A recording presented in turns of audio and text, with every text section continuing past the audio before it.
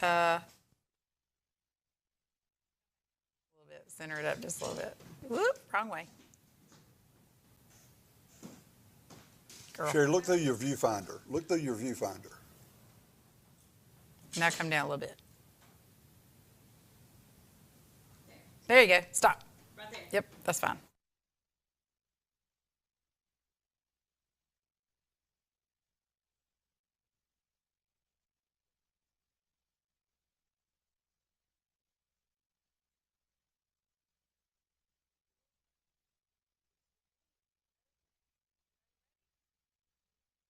State championships in baseball and softball for Hewitt Trustful, and a fire is set outside the Lovelady store in Clay. Tribune Unscripted starts now.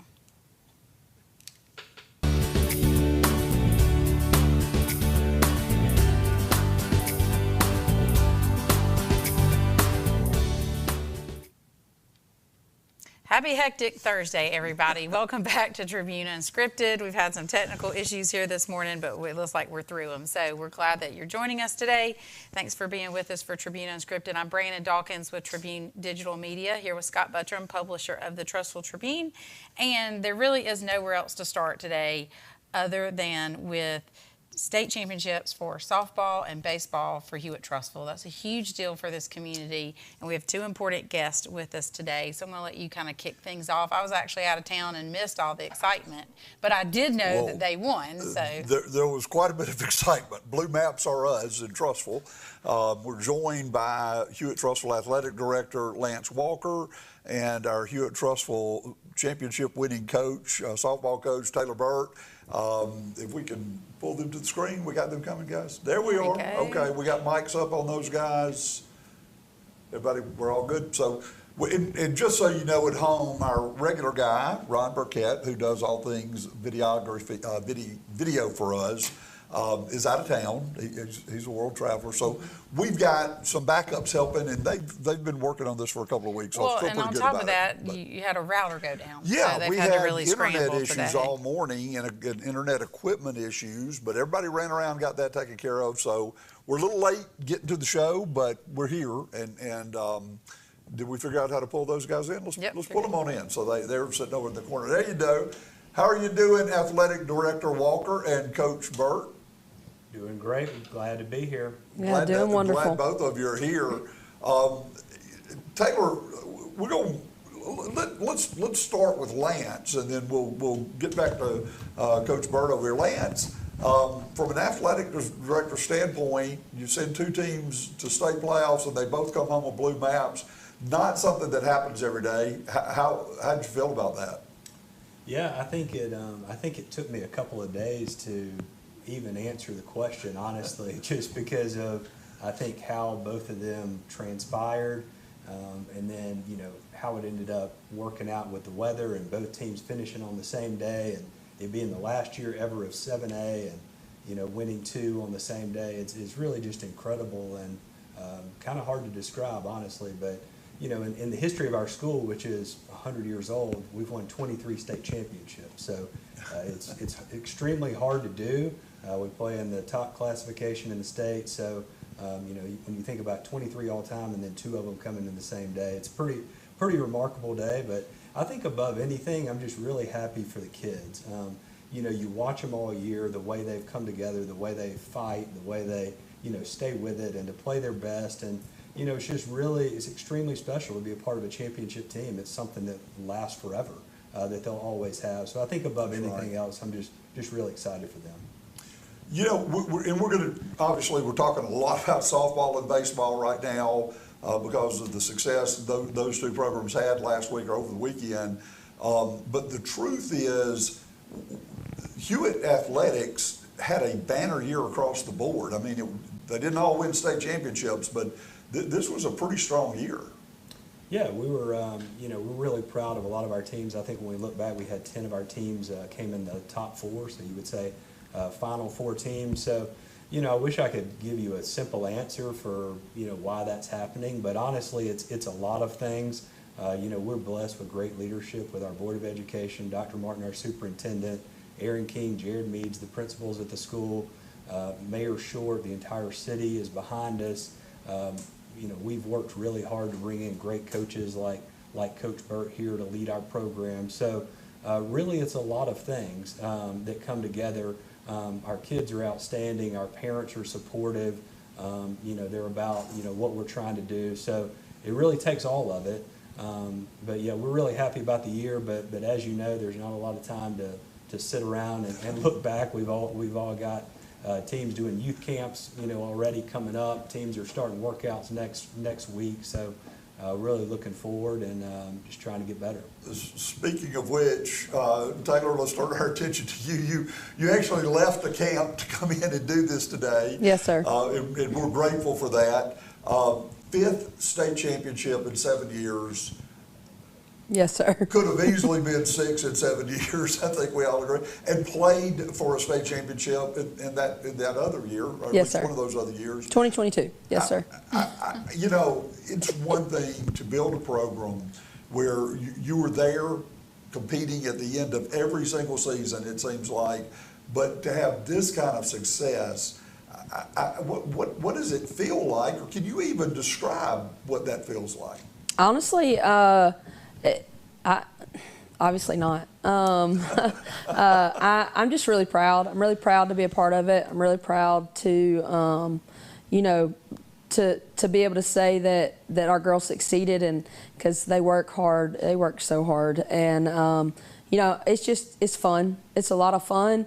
It's a lot of fun when all the hard work pays off, and so I think obviously not a lot of people expected us to do that this year, and that makes it even more fun. And I'm super proud of our girls, and from 2018 to now, everybody has played a huge role in our success, and it's just been a phenomenal time. Well, I want to get to the girls and this specific team, but I before we get there, I think I told you before the show, I love this staff, this coaching staff that you've put together. I love the demeanor, the way they handle themselves during games, and I really think it carries over to our players. I think they have adopted the mindset of their coaches.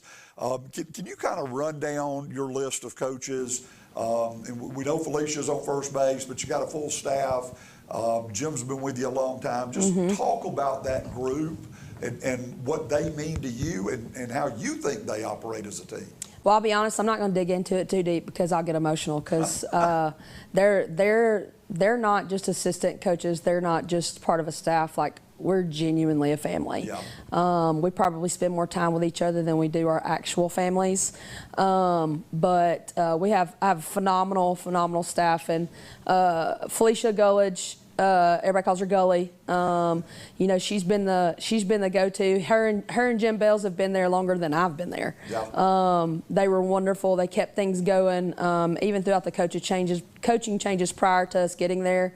And it was really just us three that first year that in 2019, along with Lance and some of our admin, we really kind of started it off with a bang. And then I have Emily Hart, who's an incredible pitching coach, does a wonderful job. And here's what people don't understand is we have 8 coaches on staff, and they get paid to coach their teams. They don't get paid to travel the extra 3 weeks of the season. They do it out of the goodness of their heart. They do it because they love the girls. They do it because they love the program. Our JV coaches, Maddie Watkins and Lee Boyette, and then our middle school coaches, Jim Bells, obviously, and Abigail Dorset. We got the full Dorset clan. Maddie, used to be a Dorset. That's right. We're just trying to talk Hannah into it at this point. And then, we have an incredible strength coach in Brandon Herring. And we just, honestly, we have the best staff. I would put our staff up against anybody in the nation, especially when it comes to high school sports. And we got finished playing Monday night in a regional, and starting Tuesday, we rode to Montgomery, and we scouted a game on Tuesday, all of us. And then we spent hours upon hours. They spent hours upon hours watching film, scouting pitchers, scouting hitters. And to be honest with you, that's why we were successful, because our girls felt ultra prepared, and that's all thanks to my assistant coaches, our staff. Like, they're they don't get the thanks enough to do it. I'm sitting here, but in reality, it should be all of them. They're better than I could ever put into words. Well, let's talk about those girls a little bit. You didn't really have what I think probably the softball world would consider a big superstar on this team, though. Gogutz is about as good as any I've seen, to be honest. But as a team, this was a formidable bunch that you had out there. Yeah, absolutely. They're just go-getters. They were, we've seen a ton of ups and downs throughout the season. They probably heard me yell more than they heard me say good job, but through it all, they just kept going. And they didn't really let a whole lot stick to them. They were able to get on and move over, get over it and move on with it. Losing a ball game and able to recover, and I'm just super proud of them because probably not a lot of people thought they were capable of it, but they thought they were capable of it, and that's all that mattered.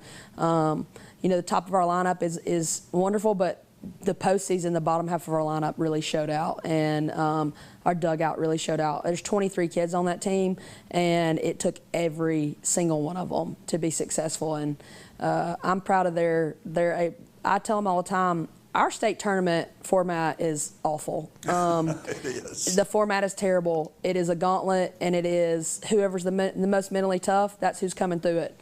And I think that's why we've been able to be successful like we have, because we're able to handle the punches and keep rolling. I agree with that. I shared with you that I got a text during the game, or I got a text during the tournament after you guys had lost the game. Somebody texted me the score, and my response was, did you see Taylor's first championship? Where, for those who have forgotten, the Husky girls lost the very first game, the opening game of the tournament, and then absolutely massacred the field to bring that championship home. And Hannah Borden will be legendary for keeping that thing going always. But and Taylor, it's kind of what I was pointing to earlier, just this mindset that you've built in the program. Guys, can we pull our coaches up? Then there you go. Leave them up. They're more important. Taylor and Lance had a much better weekend than Brandon and I did. So let's just leave them up at the interview. Really, it is a mindset that you've got there. But these girls, when they dropped that game, what did you see in them? I know you saw exactly what you expected to see, but can you kind of describe their mental attitude after that loss? I think we played about as bad as we could possibly play. So the way we kind of took it was, well, we just got rid of all of our mistakes in one fell swoop and just said, okay, and then like, hey, who's next? Like, we got to move on. And we had some come to Jesus moments before we stepped on the field with Central, and really had some really in-depth conversations. And thankfully, we had time to do that. And they kind of came out and they were like, hey, we just got to get it done. And our biggest thing from that point forward is we knew we had a long road, but it was one pitch, one play, one out, one inning at a time. If you look at it in the big picture, it gets overwhelming. But if you just look at the very next thing, then you can handle it. You just take care of the next thing, and then the next thing, the next thing. And they did a wonderful job of that throughout rain delays. We ended up with another rain delay that night. We ended up, I think, with 3 or 4 total rain delays throughout the tournament. Those have always kind of been our friend. I'm for them, although they're a little inconvenient to most. We tend to handle them pretty well. And that was just kind of our thing, was let's just go one at a time and handle the next thing and keep going from there. I'm glad you brought up the weather delays, because I don't think it upsets anybody more than the media, first and foremost, and then after that, the fans. But I've said this, and Coach, correct me if I'm wrong, but I've made the comment, it bothers and upsets everybody except the girls, because they grew up with this. They have been in weather delays since they were 6 years old. And the biggest party going on during a weather delay is usually in the dugout. That's right. And if you would have been able to go into the locker room, so at Oxford in the championship field, they have locker rooms in the back of the dugouts now. And nice. We were able to kind of go in and especially between games, like you would have thought there was a party going on in there. They weren't bothered by it. They were soaked from head to toe. It was a torrential downpour. But they weren't bothered to lick. They were like, can we go back out? Like, let's go. Let's get it done. They were ready to go. And so I was super proud of them for that. I wish I wish we would have been able to finish it on Thursday night because we did have a wonderful crowd there. For us not knowing that we were going to be playing the championship game, the people that were there were loud and they were proud, and they deserved to get to celebrate in front of them like that. But to go home and throw our uniforms on a makeshift clothesline and put them back on soaking wet and stinking the next day and go back out and finish it, I was super proud of them for that. Trust me, Coach, we all wish you could have finished it that night. That was a tough night. Let's get in a little bit into the final championship series against Thompson. Did I hear correctly? They were 40. I know they were the top-ranked team in the state. Were they 49-1? Something like that. They were a lot and one. I don't know exactly what the record was, but it was a lot and one. 1 and 2. I think they had like 2 ties or something like that. Well, our girls just went for the jugular in that first game. They did. Run ruled them. Yes, they did. So 11. came out and put 3 up in the first inning, and I think that really helped set the tone. I think we came out and went walk, single, double, double, and scored 3 runs, and they had a pitch and change, and we didn't do anything crazy. We just kind of kept putting 1 or 2 across every inning after that, and that makes a big difference. And Harper did a phenomenal job on the mound. Oh, yeah. And I think we ended up with like 13 hits, and they just came out and they performed. They hit every pitcher that they put out there, and ran bases well, played defense well. It's just a full team effort. I was super, super proud of them. Most complete game we probably played all year long. I agree. And you know, you've just run ruled the #1 team in the state, and it's not enough. You got to do it again.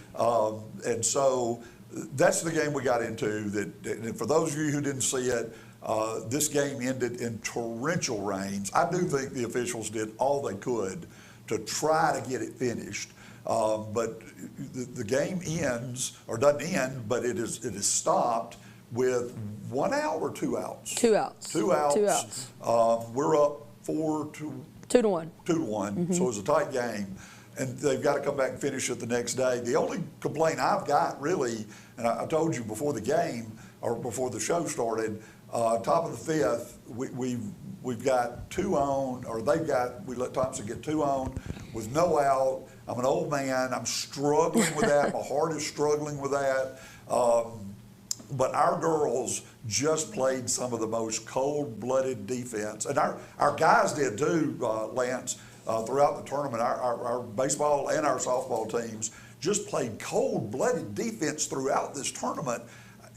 Does it shake you up like it shakes me up, or do you just stay calm? I'll be honest, I'm more, my anxiety is a lot higher prior to the game. Okay. Probably anticipating what's going on. In the game, we're usually pretty good about kind of keeping our head about us, and because, like you said, they kind of feed off of us, and so especially in that moment, like if I can keep my head about me, I know they're going to be able to do that with themselves. And so I called, I think in that inning we had first, second, no outs. I called time, went out, and it was just to kind of give them a breather and say, hey, look, this is what bunt defense we're in. This is what we're doing. And Erin, our third baseman, looked at me. She said, hey, I'm about to get this bunt and throw this girl out at third. And I said, all right, let's do it. And she did. She got on top of that sucker and threw the leadoff runner out, and I think that really helped kind of swing things in our favor. And then Corey ended the inning with an insane diving catch that with second and runners on second, third, 2 outs, that it made the difference in the ball game. And she put it all out on the line and went and got it.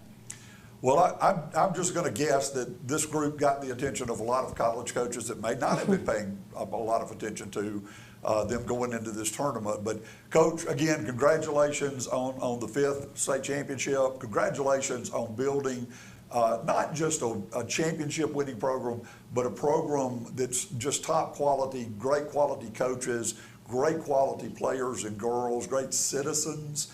Thank you for what you've done for this community. Hey, thank you so much. And listen, I kind of want to give a shout out too, and this is rare coming from a coach, but we had incredible parents, incredible moms that I I called it extra because, you know, I'm kind of plain Jane, but they went above and beyond putting things out there for the girls and taking care of them and making sure we were taken care of. And, you know, 1 a.m. we're trying to scramble to get back to the house, and our parents just did a phenomenal job of basically going with the flow and making sure the girls had what they needed when they needed it, and took a lot of pressure off us as coaches, and our girls did the same, and our coaching staff did an awesome job. And so it's a complete team effort. It's not one person, it's not two people, it's a complete team effort. You got to have really selfless kids, you got to have really selfless parents, and you got to have really selfless coaches, and that trumps talent 10 out of 10.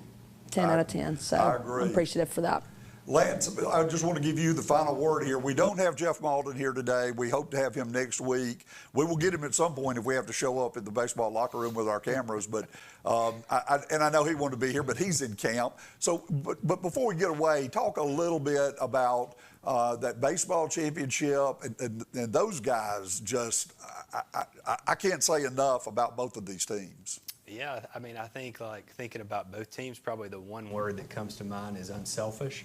And, you know, I appreciate from my role seeing how they support each other. Yep. You know, on, I guess it was Thursday, our days have kind of run together, but on Thursday, there was a time where, you know, softball and baseball were playing, you know, a couple of 100 yards from each other. So, you know, I was able to see people running back and forth, trying to watch both games. You know, we'd be at one game and a cheer would kind of break out because, you know, the other one had scored or whatever.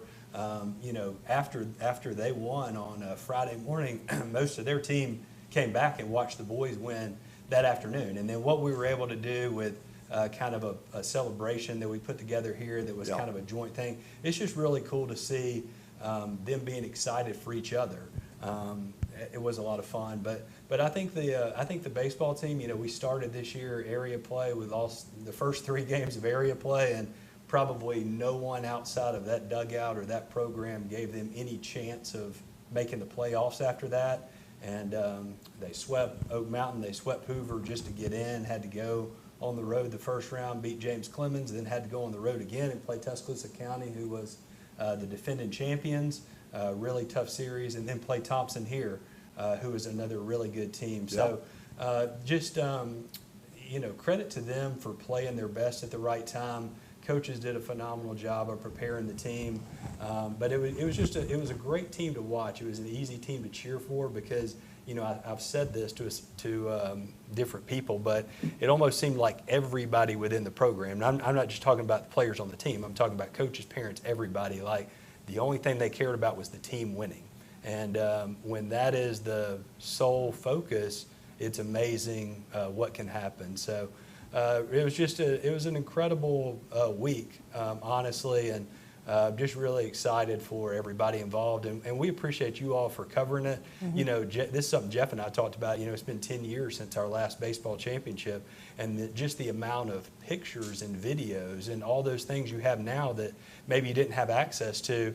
I mean, that's something that the players on the team, you know, when they're mine and Taylor's age, they're going to be able to look back and see these videos of the bus parade and see the, you know, pictures of the dog pile afterwards in color and all the things. So it was a special year, and we appreciate everything you guys do to support our kids. Well, we appreciate the constant flow of great stories coming out of Trussville City Schools. We're actually going to show the video in just a second. But Lance, before you get away, I did want to mention, because we were going to mention it later in the show, so we're just talking about it now. Yeah. The Tribune did cover that Anita Dobbs came out of the hospital. Right. Of course, Anita is the wife of Coach David Dobbs, who is kind of the legendary track coach here in Trussville, who died in a tragic accident. And I was going to give you the opportunity. I asked you before, I didn't know if you're in touch with the family very often, but just to give you a minute to maybe mention something about Anita being released from the hospital. Yeah, well, I think you know, all of us are following their daughter's, you know, Facebook posts and everything, and, you know, everyone was so excited to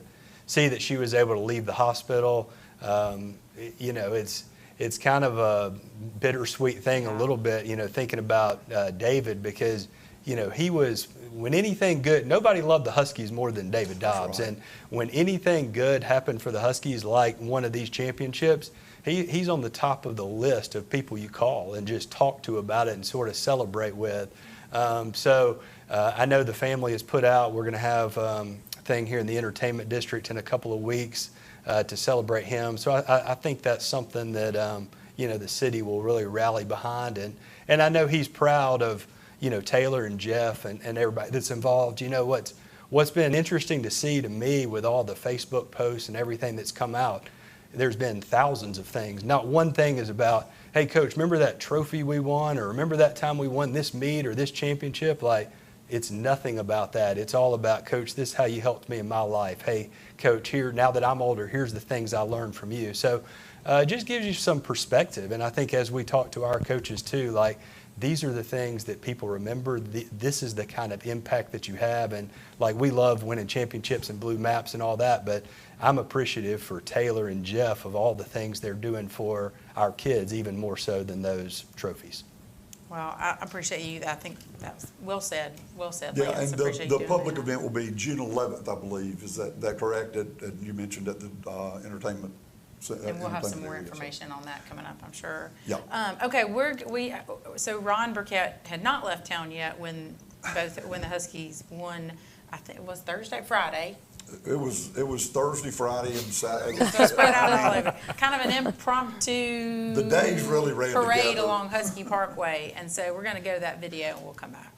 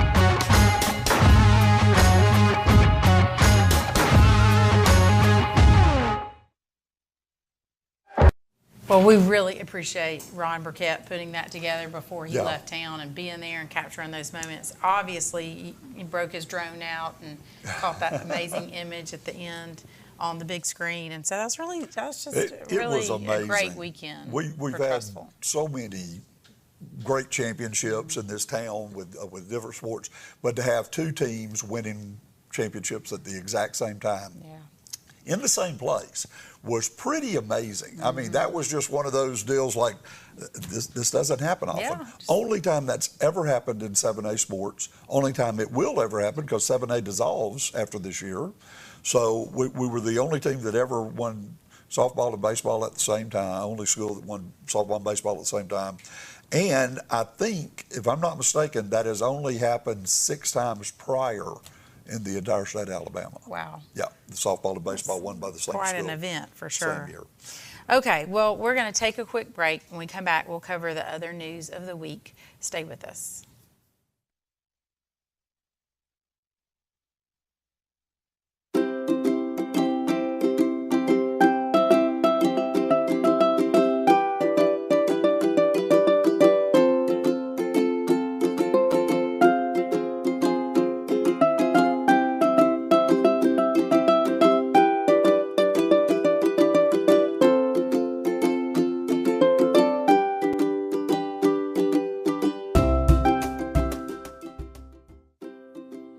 over 15 years of experience in the Birmingham market and surrounding areas, we have had the privilege of seeing this city grow and change. I've lived in Birmingham since 1975 and raised my family here. I love helping great families find their next home so they can grow and support our community. My husband and I have been in Trussville since 2010, and I'm raising 2 kids who love making the Huskies proud. We have loved exploring Stavia, Leeds, Homewood, and Hoover. Whether you're relocating to Birmingham, Looking to downsize, get more space for your growing family, or invest in property, we know the ins and outs of each neighborhood.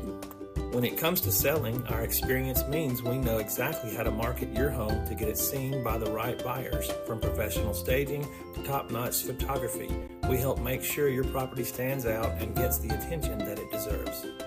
We've built relationships with top local contractors, lenders, and inspectors so we can connect you with the best in the business when you're ready to buy or sell.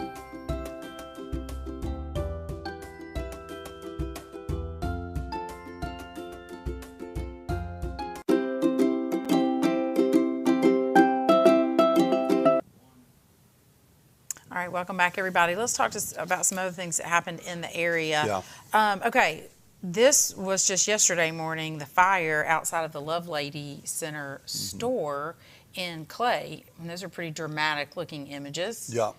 And so that has turned out, that story continues to develop. It's turned out to be arson. There's a suspect. There's images being put out of that person. So Yeah. I have no doubt that they'll catch that person. But one tractor trailer burned completely. Another is ruined by smoke. Yet operations are normal at the store. Yeah, they kept going. These were big Unfortunately, no one 18-wheeler was hurt. trailers that Yeah. were parked outside and had a lot of stuff in them. So I think we've got video and photos of the suspect, and that's already been posted by a lot of media. We'll have it up shortly. We'll have that up, I believe. So why somebody would do that is beyond me. I mean, And amazingly, no one was hurt. yeah, that thrift store operates to support a nonprofit that does a lot of good Yes. for a lot of people. And I don't know the mindset of someone who thinks, well, I'm just going to go do this and hurt people and destroy merchandise. But hopefully it's on the left media outlets that he'll be identified quickly and he'll have to deal with this. But yeah, and here's the other thing. You start a fire like that, it could easily spread to the building and do a lot more damage that maybe wasn't intended. But yeah, just a stupid thing to do. And very dangerous. Yeah. Memorial Day was Monday, and this was a really big deal at the Trussville Veterans Memorial, where the fallen soldiers Right. memorial also is. They unveiled the bronze bust of Major Dwayne Williams, Right. whose brother, Roy Williams, whose twin brother, Roy Williams, we're friends with and know well, and they've been working towards raising money for this bust for a long time. For a long time. And a lot of people contributed. Rob Langford, I think, participated in 2 or 3 different benefits to raise money, and a lot of people contributed to make that happen. That was unveiled on Memorial Day. And so a wonderful time for Roy and his family. Absolutely. And Roy has done, I think, a magnificent job keeping his brother's story alive. Yes, he has. And moving forward in this. But you were mentioning they also had something representative of Major Kleiner. So they will do, you can also have dog tags placed on the poles that represent each person. And yes, that was done for U.S. Air Force Major John Kleiner, who was killed in March during this current Operation Epic Fury. Auburn native, Trussville resident, and my understanding is his wife and children are still here. And the city really poured out their love for that family. Right. So I was impressed with that and proud of Trussville, but not surprised. No, me neither. It's kind of who this town is. But we wanted to make sure that we mentioned that. Also, let's see what we're talking about next. Jefferson County Greenways. I wasn't very familiar with this organization until recently, but that is the group that oversees Turkey Creek, Ruffner Mountain, and Red Mountain. I'd not heard of them till this. Yes, so they came to the Pinson City Council and just announced that they had acquired an additional 240 acres that will be part of Turkey Creek, and it will be developed over several years. Yeah. But it gives people in Pinson more access to the park. And Turkey Creek is extremely popular with people in our area, that's for sure. Well, because it's gorgeous. It is just beautiful there. Well, they are the group that oversee those 3 parks. And I was going to mention this too. This weekend, Saturday, Ruffner, which is part of that group, they host a lightning bug hike.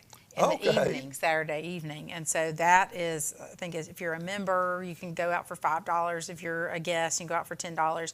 And it's like a gravel path, a pretty easy 2-mile hike where you can go out and kind of experience lightning bugs in the area. So that's Saturday night. I thought I'd mention that to people. Kids still catch them and put them in a jar with holes in the lid? That's what we were Maybe not on the hike, but maybe in your yard. That's what we were doing a long time ago. I know, and that was, I mean, that was kind of one of those rites of passage into summer. Yes, absolutely. Ryan and I walked late last night on our greenway here in Trussville and got tickled to see the different lightning bugs through the walk last night. I love them. I mean, it's just fun to see them. It is. And then also turning back to Trussville, some good news financially for Trussville, where they said that just even in the last month they had expected a loss, but it turned out to be a pretty major gain due to some money management, but also some just more funds coming in through some different things. Business permits, I think, were mentioned specifically. Revenue from building permits, not business permits. And so that was really good to see. It was. We've talked about this before. This administration, Mayor Short and his council really came in wanting to get the city on a comfortable, solid financial footing, which we, as a city, we have been on really for years and years and years. But we had some issues when the online sales tax started taking money out of our pocket. And so they kind of came in with eyes wide open, have made some decisions and some moves to solidify the financial foundation of the city, and it's paying off. It's showing up, and they're doing a good job, I think. Well, Trussville's finance director is Joseph Calvert. I did think this was interesting how he said this. He credited the result to expense management, which is cuts. In some cases. Yes, in some cases. In some cases, revenue increases. Income outperforming expectations. So. And I'm going to give Joseph a little credit. They're getting really good financial advice. And I give Joseph Calvert a lot of credit for that. I think he's got a great mind for this. He works well with the mayor and the council. And so as a team, I think the city's stepping in the right direction. Good to see. Well, good. And then lastly, I was going to give you the opportunity just to kind of mention redistricting and what's happening with that in Alabama. We're seeing all of this nationally. Well, we're back into wait and see mode. So I'm going to try to summarize it because really so much of this is redundancy anyway.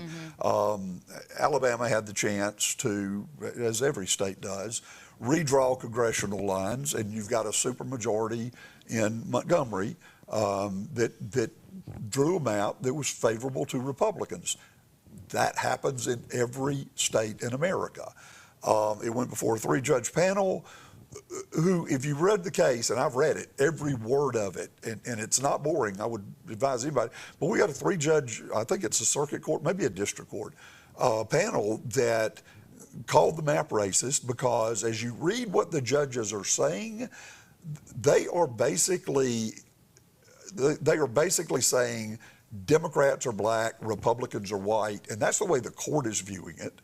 And they were demanding that the lines be withdrawn or be redrawn to districts that gave one race priority over another race. Well, that's a violation of the United States Constitution. And no less than the Supreme Court basically came out and said, you can't do that. Sent it back to the 3-judge district court who did it again. And so the state of Alabama has appealed it. We'll see how that plays out. But when you have federal judges demanding congressional lines be drawn, and the term they used was a black opportunity district, and demanding that congressional lines being drawn based on race, that takes away the benefit of having a supermajority Republican legislature. And they don't do this in other parts of the country. In fact, look up at New England, where 30 to 40% Democrats are the minority or the majority up there. So 30 to 40% probably vote Republican. Not a single Republican congressional district in all of New England. How many states is that? pretty much the 13 original, Right, and then over there. But nobody says anything about it. So we'll see what the Supreme Court says going forward. But this is kind of a big deal, and I think people of Alabama are sick and tired of having federal judges try to punish the state for stuff that happened 60, 70 years ago. Enough. We've moved on, and you need to treat Alabama the way you treat everybody else. So we'll see how that works out, but right now it's back in the Supreme Court's hands. Okay. All right. Well, that's all we have for you today. We'll be back next week, of course, and we hope you have a wonderful weekend. We're getting caught up on our rain and looking forward to a lot this summer. My wife hates it, but I love the rain. Well, when we came, we'd been out of town, but I will say my plants and yard looked totally different when I left. It's Everything been nice. looks really Well, happy. Yeah, we had, about 4 weeks of a drought? Yeah, And it was starting to take this effect. has had to put some kind of dent in it. But anyway, that's good. And it looks like we have a lot of rain coming up through the next week. Did Ryan have grass to cut with all that rain? Yes, we cut it before. I do too. Yes, 100%. So anyway, all right. Well, we hope